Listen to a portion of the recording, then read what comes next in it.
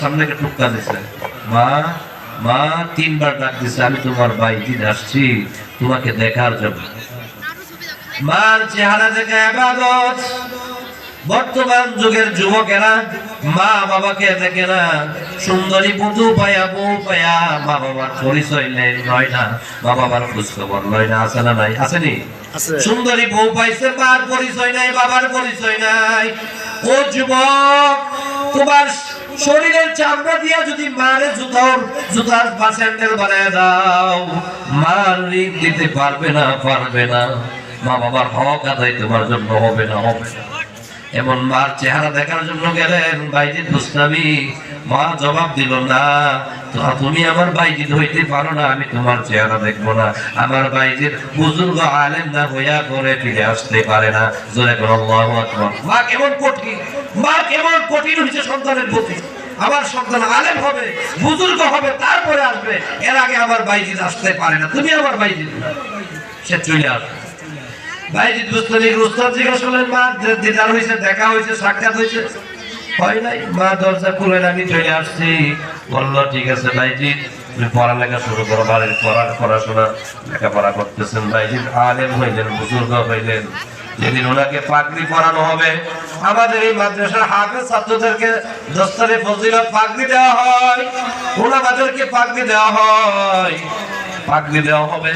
যখন বাইজিদ বুস্তামিকে মাদ্রাসা থেকে প্রিন্সিপাল হুজুর পাগড়ি দিবেন, আল্লাহ রাসূল শব্দের মাধ্যমে বাইজিদ বুস্তামির উস্তাদকে দেখাইতেছেন, ও বুজুর্গ বাইজিদ বুস্তামির উস্তাদ, আপনাকে আমি বলতেছি, তোমাকে বলতেছি, আমি মদিনার নবী বলতেছি, বাইজিদ বুস্তামির মাথায় বেলায়েতের পাগড়ি দিয়া দিবা। জোরে বলো আল্লাহু আকবার। ওলির পাগড়ি দিয়া দিবা। শুধু মাদ্রাসা থেকে আলেম হইছে, এই পাগড়িরা এই যুগের শ্রেষ্ঠ একজন ওলি, এই হিসাবে তাকে পাগড়ি পরায় দিবা। আমি রাসূল বলে দিলাম। জোরে বলো আল্লাহু আকবার। বাইজিদ বুস্তামি রাহমাতুল্লাহি আলাইহি ওনাকে ওনার উস্তাদ জি বেলায়েতের পাগড়ি পরায় দিলেন। পাগড়ি দেওয়ার পর উনি বাড়িতে গেলেন, দরজার সামনে গিয়ে ঢুকতে দিলেন, আম্মা জান, আমি তোমার সন্তান বাইজিদ আসছি, এবার দরজা খুলো। মা দরজা খুললেন। এইদিকে মা আল্লাহর কাছে দোয়া করতেছেন, ও বাইজিদ, আমার জন্য হুজুর পানিটা আগায়া দাও, আমি অসুস্থ দুর্বল হয়ে গেছি। তুমি যে উদ্দেশ্য তোমাকে পাঠাইছিলাম, আমার তো আল্লাহর দরবারে কবুল হয়ে গেছে। আমি অসুস্থ রোগী, আমি আর দুনিয়াতে বেশি দিন থাকতে চাই না।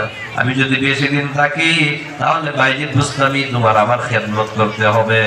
আর আমার মা, তোমার মার খেদমতের কারণে তুমি মানুষের দ্বারে দ্বারে কালিমার দাওয়াত, ইসলামের দাওয়াত, কোরআনের দাওয়াত নিয়ে যাইতে পারবা না। আমি আল্লাহর কাছে ওযু করলেন, 2 রাকাত নামাজ পড়লেন, নামাজের মুসল্লার মাধ্যমে ঘুমিয়ে গেলেন। আল্লাহর সাক্ষাতে চলে গেছেন। জোরে বলো আল্লাহু আকবার।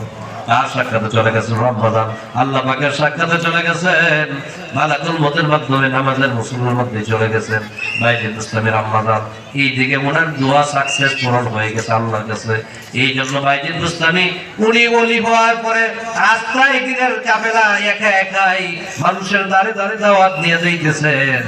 একদিন একটা পাহাড়ি জনপদ যে যাইতেছেন, একটা গাছ পাইছে, গাছের নিচে একটু দুপুরবেলা আশ্রয় নিতে চাইলেন। দুপুরবেলা আশ্রয় নিতেছেন, এমন অবস্থায় ওই গাছে একটা পাখি বসছিল, পাখি টয়লেট করছে। বাইজিদ বুস্তামির বড়ি শরীরে কাপড়ে রাখছে, উনি পাখির দিকে তাকাইছে, জ্বালানি মেজাজে পাখিটা জ্বলে গেছে। জোরে বলুন সুবহানাল্লাহ। ওলি আল্লাহদের কেরামতের হক, তাকাইছে, পাখি জ্বলে গেছে। আল্লাহর ওলি, এটা 6-7 মাস আগের